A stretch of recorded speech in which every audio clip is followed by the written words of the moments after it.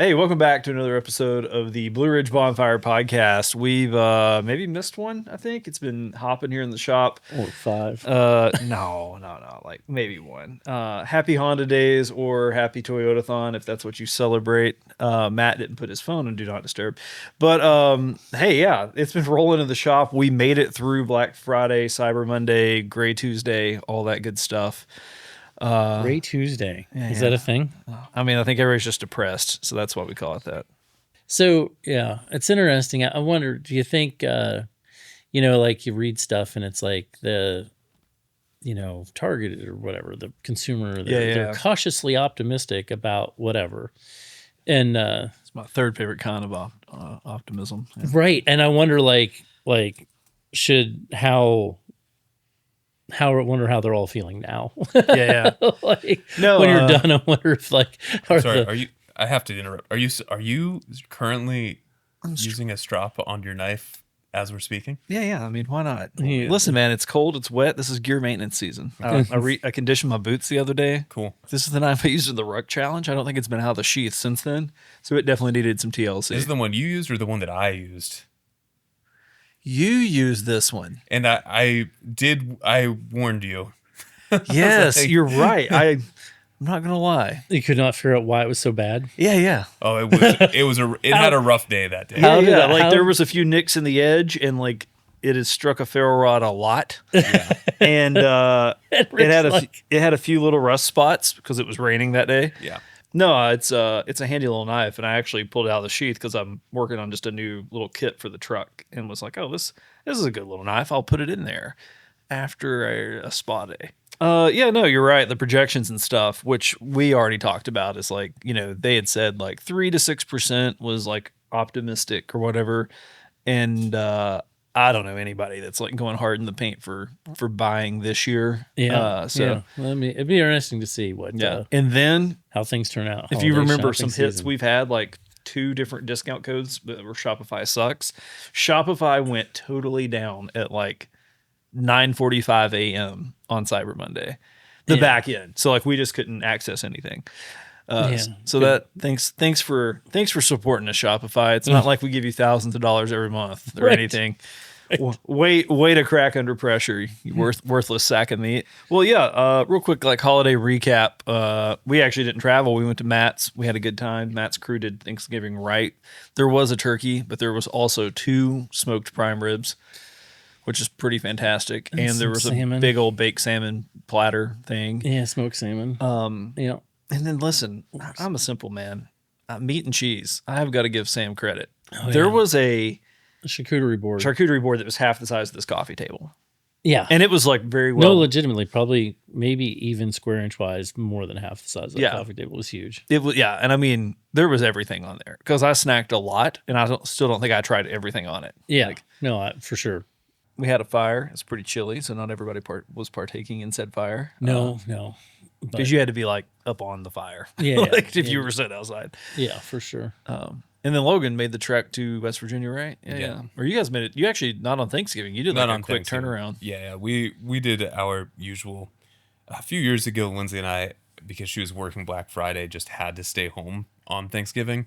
And we were both like, that was kind of great. So we just like make cocktails at 11 a.m., eat too much food, and then go for a really long walk. Yeah. So we did that, and then went to visit my granddad in West Virginia, which was an interesting experience.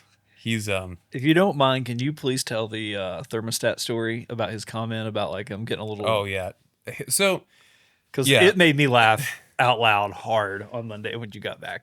So my granddad, my grandma passed away about this time last year. So he's in, my uncle's living with him, but it's definitely like kind of it's a weird visit because he's kind of doing his own thing in a different way now. Yeah. First of all, I just need to preface with, it was a lot of military marching band music, just Pandora station of like old school military marches all weekend long, which was an interesting. So like cadence, like somebody like John Philip cadence? Sousa. Oh, okay, like okay. Old school, yeah. Okay. I was thinking like marching cadence, like some of those are pretty entertaining. I don't know that I could do a day of them, but like, there's a few that I'm like, oh yeah, I'll there might have been some of those mixed into it because it was quite a range. The general theme was march and patriotism, and there were a couple that he when he realized that they were not like there was a Tchaikovsky piece, Russian. He skipped that one pretty fast once he realized that. Once he realized what it was, so there was a point to this. I'm pretty excited about this level of eccentric. It's like nobody really cares when you hit a certain age. Man, I'm kind of looking forward to that. Like, but then I might be pretty close. The story that Rick is asking me to share is that he's always been like pretty frugal guy at their house.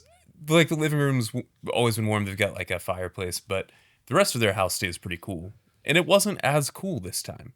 And he said, "You might notice I'm getting a little less tolerant of the cold. I guess I'm just getting a little older." And I said, "It's time to break out the long johns." And he proceeds to reach down and lift. He has always worn like Dockers. Like that's his go-to. Just Dockers and like a polo shirt kind of guy. So I'm like, it's time to get the long johns out. Pulls up his Dockers, second pair of Dockers under them, and then pulls up that pair of Dockers, and there's a little pair of long johns under that. Double Dockers and long johns.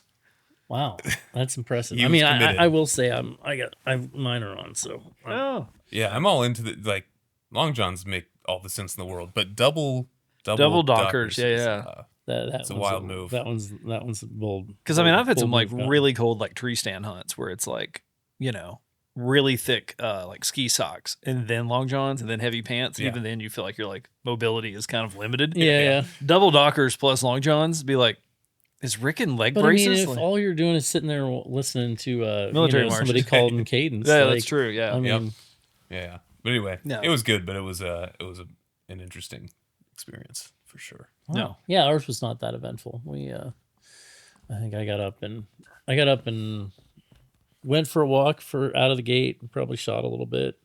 For sure I shot a little bit, and then started putting stuff on the smoker and waited for people to show up because I wasn't allowed to have anything off the charcuterie board until somebody we got there who did not live in the house showed up. So I was like, that's a good rule. I was literally like texting people like, how far out are you? Because I need to like. The first word said to us was, "Hey, welcome." And then Dad will be glad you're here because now he can eat the charcuterie.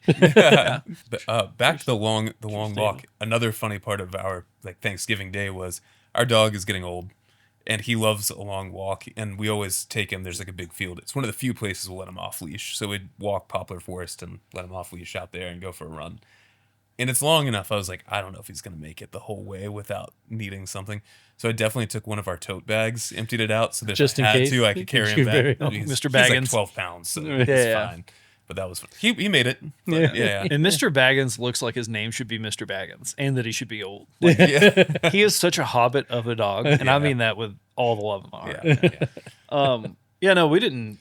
Thanksgiving, we didn't anything too crazy except we went over to your house. But on Sunday it was kind of drizzly and rainy, and I got out to the woods to our campsite, and initially was just going to like clean up some deadfall and stuff like that, but ended up having a pretty big fire and just sat there and watched it. Like this was what day? Sunday, yeah. Oh, campsite at your house? At our house, yeah. Oh. In on the back clearing there. I've got one. Yeah. And it was one of those things I was like, I'm just going to go out and like clean it up a little bit, but like I've got like a bench to set on that I made out of a poplar log. Yeah. Like a poplar that came down. I burned that. Yeah. I had like a work surface for projects. I burned that. I burned a bunch of like limbs out of an oak tree that had came down. So I ended up having a fire like you couldn't sit within like 3 feet of it for the peak of it and it was like 2 hours of burning. Yeah, so it was nice. Did a little carving, just brewed some coffee on the scalding hot fire, replenished my char for the flint and steel. We started the fire with flint and steel at Matt's. Yeah. Oh, nice. Andy's little boy was like super psyched into starting fires. So yes, he is with stuff like that. Not like he's gonna be on the news. No, like Pharaoh Rod. We're not, but yes, he's very into like flint and steel. Trying to figure that kind of stuff out. Yeah, a little survivalist. I did have some down trees in the driveway that morning, so that was part of my morning was whacking up some trees so people could get in the driveway when the time arose. I'm realizing it's been a while since the podcast because Rick and I did a solo one, and we didn't talk about the race or your crazy bike ride. You're right. Yeah, wow, because we just talked about like Georgia Bushcraft. Yeah. So it's been a while. We did that the weekend before was my ride and your race. Yeah. So Logan has been talking about this for training for months. for Mount Mascus. So you end up running 30, more than expected. 35 miles. 35 miles, right? So, and then while I was training for that, Rick was roping 2 friends who were not training into doing a stupid bike ride the day after. Yeah, we did again, you expected to do 50K, which was like 32 miles. You ended up doing more. We were expecting a 100K bike ride, but it's an out and back, and we all knew we were in trouble because that's 62 miles. When we got to the end and it was like 33 point something, like 33 to 34 miles, it was like, oh, well, I guess we're not riding 62 because we're got to ride back. And I had been riding nothing like that kind of like length, but doing more like hills. Breck has been riding some. Brock, on the other hand, told me the furthest he'd ever ridden a bike in his life was 20 miles, and that he hadn't been on a bike in like 5 years. And he rode my bike. Like, he didn't even ride his own bike. I think we were all doing okay until we made the dumb decision to stop and eat and have some beers at like mile 45. We sat way too long for pizza and beer. And when we all stood up, immediately it was like, oh, this is a mistake. Yeah. We should have ridden back to the vehicles, loaded the bikes up and driven back to the spot. Yeah. That would have probably been a better call. Yeah. The last 15 sucked. It got dark. It got cold. Our legs stopped working. Mile 22 is where it took a turn for me. And that last 12 really sucked, or 13 really sucked pretty bad. But now your run, I mean, we just got on a bike and rode on a gravel railroad bed for like. Yeah, but especially, I mean, for you, it's still long, but it's like it's gravel. It's fine. I feel for Breck and then especially Brock. Like, that's a long time. Like, if you're not used to it. So like, he ran 35 miles. And the first 5 of that was nothing like chasing you. Was straight up. And the first 5 was like that's the part straight I don't even uphill. understand. Right? I mean, like, get 35 miles. It was a fun experience overall, though. I had a friend who was like, "Don't lie, you said it sucked." It did suck, but the experience was cool because we started at. A lot of ultras are like this. We started at 5:30 a.m. So the first 2 hours were headlamps in the dark, which sounds hard, and like it is hard, but it makes it more fun. Like, it's an experience, and then you're on top of a mountain when the sun comes up, and it kind of like resets your brain a little bit. Like, that first 2 hours kind of feels like it didn't happen. The day is just starting now. That first 2 hours feels but like, I've had like some really long solo overnight drives, and it is one of those, like, if you can make it to sun up, you kind of get like a second wind. So that's interesting. You experience that on the run. Mile 22, basically, there was a lot of elevation. It ended up being like 6,500 feet overall of elevation. And we'd kind of gone up and down. Right? So that's up and down? Yes, up and down. Okay. Well, so 3,000 up and 3,000 again? No gain. How do you do 6,000 feet? Is that what you just said? Yeah. Up in and Virginia. Down 3 peaks. Oh. Yeah. And like the start of this race is about as low as you can go. So you go up, and then you come down, and then you go all the way up, which that's a mountain. I forget what the name of that mountain is. And then you go up Mount Pleasant, which is a significant climb to start with, back down. And then you go another loop that's a mountain, then you do the first one again. And that's what I was going to say is the hardest part was not actually Mount Pleasant, which on paper you think is going to really suck. It's that you get past that, go back down, and then you're like, that first mountain was pretty significant, and I got to go back over it again. And so, the last 12, it was fine. It just, hills, the hills sucked.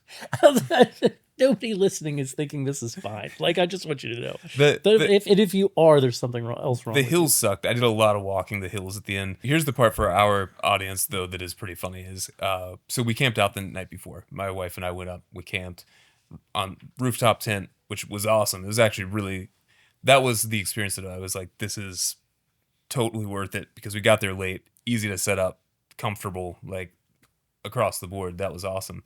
But then she had to work the next day, so she drove her car, and so she was there at like my second aid station, and she left. So I got to the end of the race, and I like crossed the finish line, like eat some food, sit there for a few minutes, and then I was like, oh no, I have to walk like a mile back to camp, and then I have to go up and down that stupid ladder and close the rooftop tent. Yeah. I still have to pack my shit. And that was oh no. Thankfully my wife had had foreseen this, and she got a lot of the stuff out of the tent, so like our sleeping bags were taken care of and all So that. But it was like, oh boy, still got to get up and down that a couple times. No, I felt that. So we got to the end. Again, we didn't start till like 10. That was right after the time change, and so it was dark. We almost rode our bikes into a gate. We rode like 3 wide most of this ride on this because it's just a path. Got to the end, sat down on the bench at the end for a few seconds, and like, all right, guys, like, it's been a long day. Let's head back home. And talking about like, driving, I looked Breck dead in the eye because I had picked him up. I was like, dude, no offense, but I'm not getting out of the truck to help you unload your stuff when we get to your house. Like, I'm going to park as close to my porch as I can and all my crap staying on it until the morning. Yeah. Oh my gosh. And then I turned the seat heaters on as high as they would go for the entire ride home. Yeah. Yeah. I don't know. Yeah. I will say mine, I didn't feel as bad the next 2 days as I thought I would. I mean, I was sore, but I don't know if I was any sore than like when I did like a 30-some mile one up in the mountains a few months before, where it was just like a crazy amount of climbing. Well, so segue, I actually used a Black Friday deal to lock in the last thing I needed for the big bike ride in the spring, where we're doing like 200-ish miles from Maryland into DC. Black Friday deal on a hotel in DC, so that was nice. Thanks, Booking.com. You don't think about like Black Friday deals for hotels, but yeah. We just have to ride 60-ish miles, 60 or 70, 3 days in a row for this trip. So So Black Friday, like Black Friday, Cyber Monday, whatever the deal thing is, how in the world, like, I don't get the math for some of these companies that are, like, oh yeah, no, I saw more like 30, you're talking about like 35, 40% off, like that kind of thing. Like, yeah, how much margin do they have in some of this stuff? Right, It's gotta be crazy. I mean, like, even there's, you'll even see stuff that's like 50. Backcountry had a significant amount that was 70% off. Yeah. Well, I mean, like, so the one we talked about are is they like, closing stuff out and it's just like, we're going to dump this stuff because it's at cost? And I mean, like, even at cost or a loss, I don't even know. Like, you would think 70 points off, you'd have, I mean, the one that blew my mind was like Champion sweatshirts, right? Like, I've got a couple of Champion sweatshirts that they're really nice. And so I saw that to sell. It was ironic. The Made in USA, like reverse weave or reverse loop, whatever they call it, those weren't. But some of their stuff was like, 70% off. It's like, so you've got dollars in these, like that's got to be all that you've actually got in them, to be selling this low. No, I mean, like what, the question then becomes, what can they sell them for through the year? Like what, what can you really sell them for? Like, what model do you have that there's 70 points of margin in something? Yeah. Well, I mean, like, I think a lot of these companies though, and that's not markup, right? Like that's margin. So I mean, like, yeah, I mean, that means $100, if it's $100 shirt, well, sweatshirt, just for simple math. Yeah. That means that you're paying 30 for it and you're making 70 on every one you sell. Yeah. Well, no, I mean, but it honestly now makes me wonder, are they paying 15? Right? Because no, I mean, and I mean, again, I don't understand import math, I guess, right? And I don't understand what the cost structure to all that is because it's not what we do. And you figure that thing, how many times does it get stepped on, right? So it has to come from the manufacturer, it gets stepped on, it gets to whoever the brand that owns it. Right. They step on it to the dealer steps on it to whatever, or distributor or whatever, however that works. But I'm always mind boggled. Because I mean, like now it's not like Rab, North Face, Mountain Hardware, Decathlon Sports, right. Those are all probably coming out of the same factory, Sure.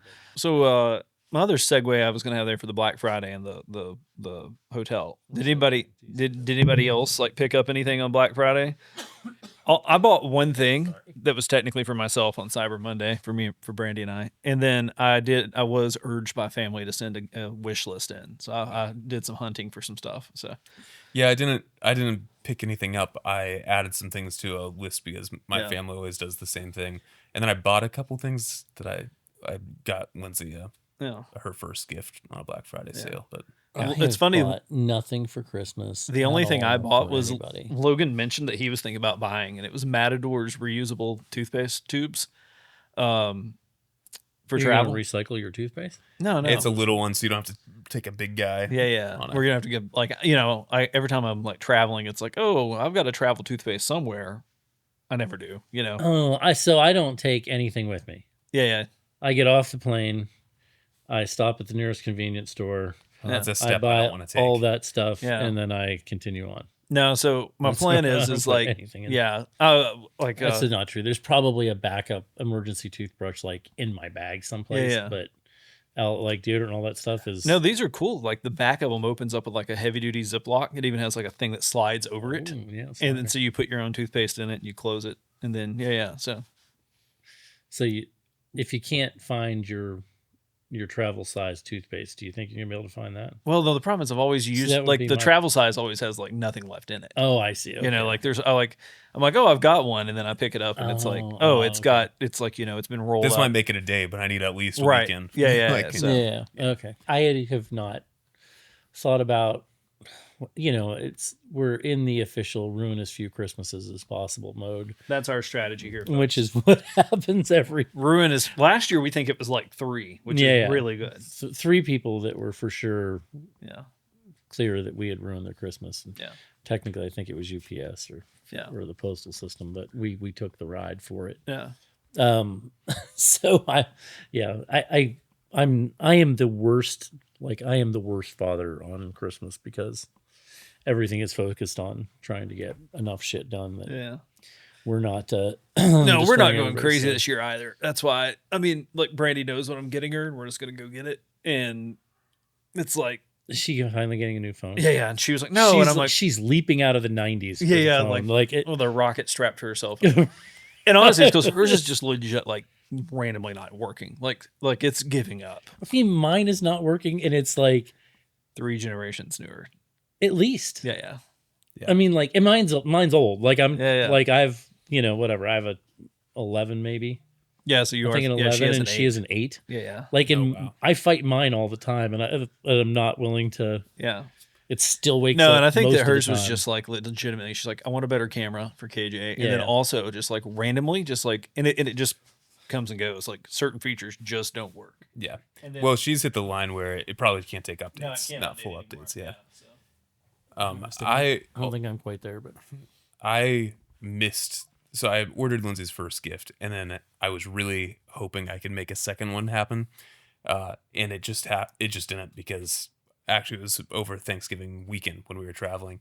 I saw someone in Charlottesville was selling a pottery wheel, like a really nice one, for I think it was like $75. It was something crazy. Like it was a nice pottery wheel with like separate motor that you can maintenance if anything went wrong. All how that. do you do that in an apartment? So we've got a big enough back porch. My thought was, and we've got like a little outdoor like patio closet kind of thing.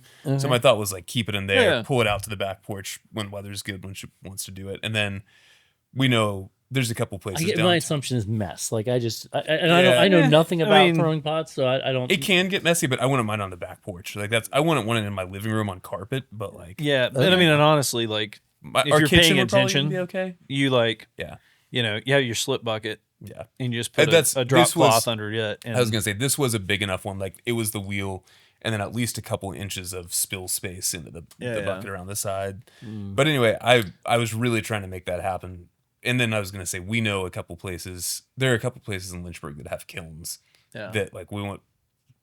If she made something she really liked, we could get it fired somewhere pretty easily. But I was trying hard to make that happen, and it was sold by the time I could. I need a new pair of boots. If anybody's, I'm sending these back to get, oh, nice. or No, taking these in to get them resold. I was But gonna say my wish list in the ended up meantime- being 2 books. David Coggins' new fly fishing book, The Believer. David, Coggins, not to be confused with Goggins. yeah, just making sure we clear. David that up. I'm like, David what? Coggins books are way more enjoyable to read than David Goggins fly fishing. I am interested to hear what you have to say about that. That's- Yeah, but no. So The Optimist was his first one. Highly suggest that one. I've been putting off reading The Believer. That's his new one. And then I have to look these up. no, they're good. Yeah. And then oh man, I just blanked. Jim Harrison, Legend of the Fall. Oh yeah. I've listened to it, but I've never read it. So Oh well, yeah, I don't read anything. But so have you gotten to the Buffalo Hunter? no, because you gave it such a terrible I'm review. so sorry. I've realized that I'm only 4 hours into it, so I'm hoping it's not a terrible review. I just like the other one so way much more. Yeah. that it's not like I didn't like this. It's not like Yeah. It's not like it was like, oh, this is terrible, I'm not going to finish it. It was just the other two, the Long Hunters and for Mountain Men were so good. Yeah.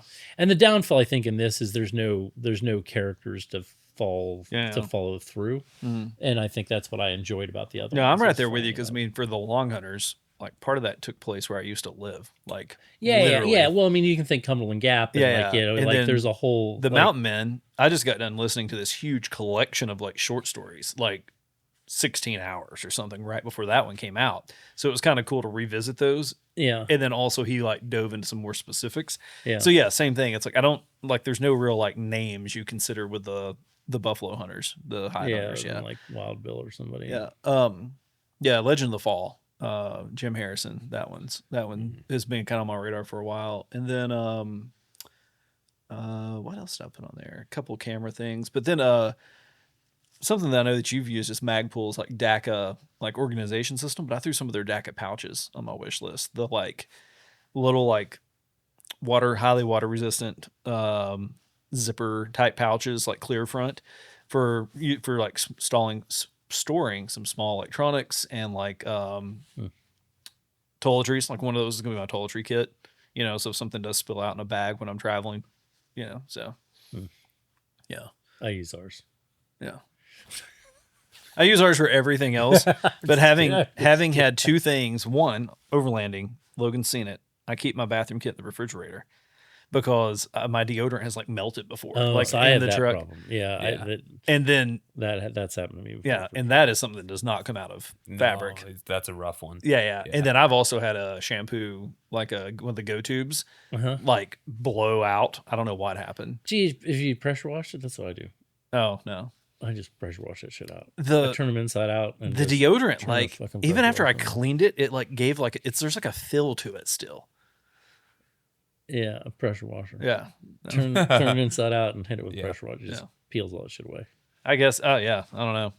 If you use I've used the hangers, the mud flap hangers. Oh yeah. It's a thing, and and the deodorant was weird because the cap didn't come off. It like leached out of. I've had that happen roll for sure. Yeah. So now I literally like throw my whole bathroom kit in the refrigerator. I for sure. I'm sure I have deodorant in my refrigerator right now. So makes it really refreshing in the mornings when you get up and can't. Wakes you up. I've definitely had a couple full deodorants melt in backpacks. It's, not fun. Yeah, not cool. One just loose in my backpack, like it coated everything. Oh no. Yeah. Any other Christmas stuff you're looking for? Is that? Let's see. I kind of kept mine was really pretty basic stuff. Again, none of us are going hard this year, but I know my family is like everyone's Christmassy, gifty enough that it's like people are going to buy things. I'll give you some things to think about. So I had some books and records, and then I think I had like some running clothes and some random stuff like that. That was kind of it. I think a couple camera accessories. Nothing super exciting that I can remember, but.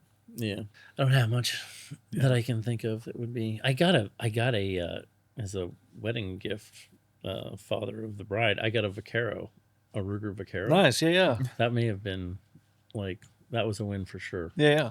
What caliber? Were they only coming one? 45 long Colt. 45 long Colt. 45 long. Yeah. Colt. Yeah. No, it's everything about it is right. I need to get like an entertaining leather holster. Yeah. Yeah. His new boots are gonna have. Go full Doc Holliday on this. Yeah, I'm pretty excited. Yeah, I'm pretty pumped up about that.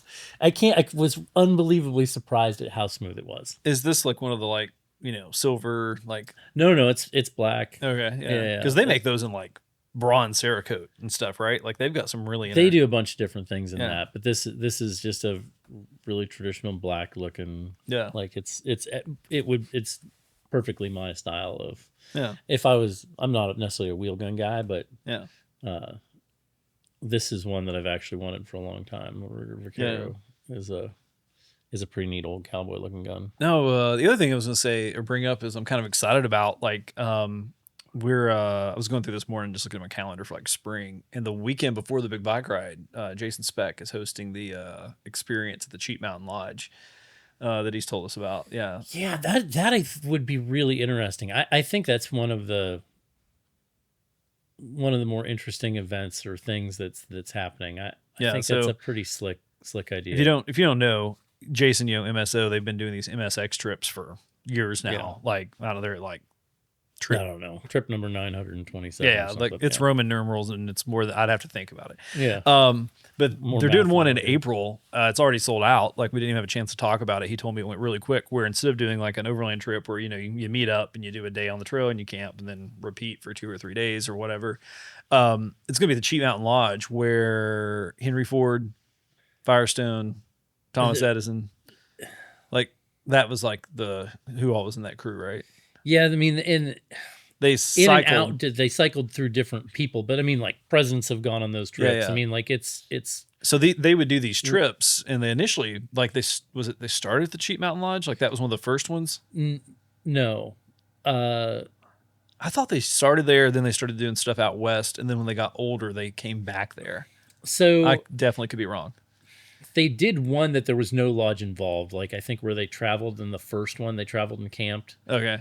And then I think like the next one or the third one, there was 2 in West Virginia where they based out of a lodge. Cheat Mountain was one of those, and it was one of the early trips. Yeah. And then they went out west and did some other like true traveling style trips.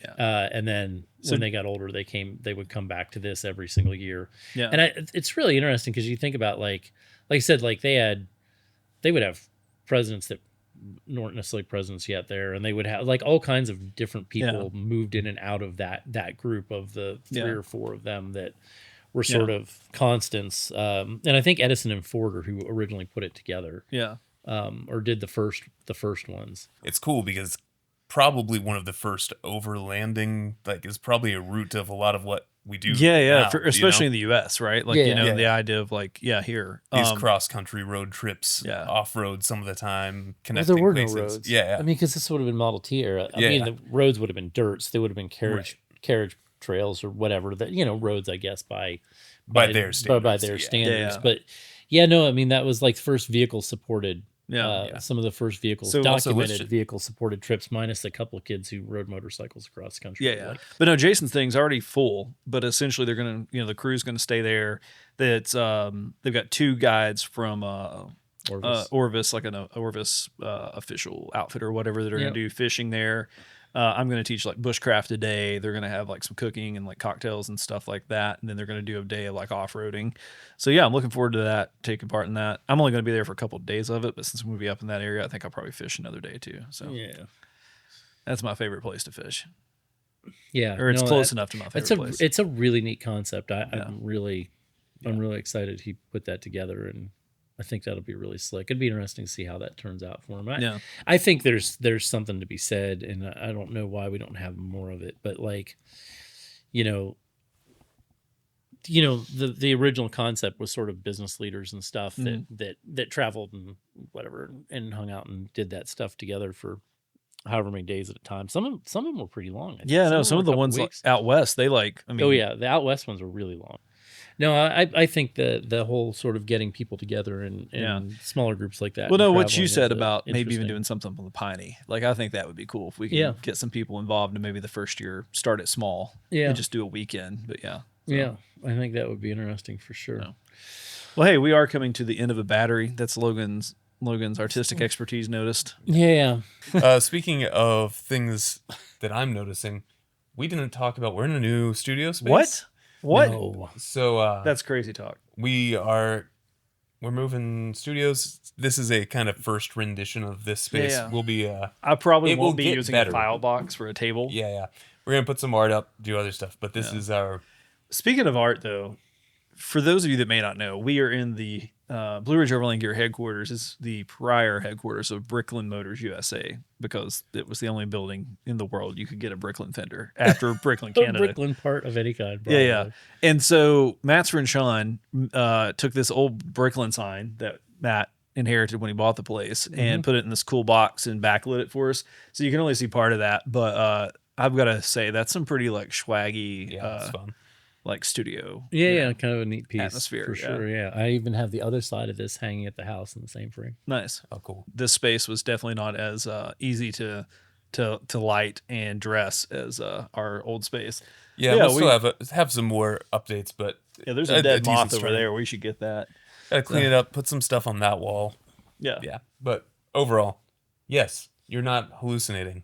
This is not our normal cabin space. Yeah. And it is the same couch, so you might think you're going crazy, but you aren't. And it's the same table. Yeah. Yeah. And the same couch and chair. And Actually, my my green screen skills just got really good. Yeah. Right. We've actually, or they got really bad. We've never been in a cabin. Yeah. So, no, good call. But yeah, we got it looking good in here. So yeah, I guess before the battery goes, we'll wrap it up. We'll be back in a couple weeks. Maybe do like an end of year type thing with like what to expect next year from Brog. That gives Matt 2 weeks to think about that.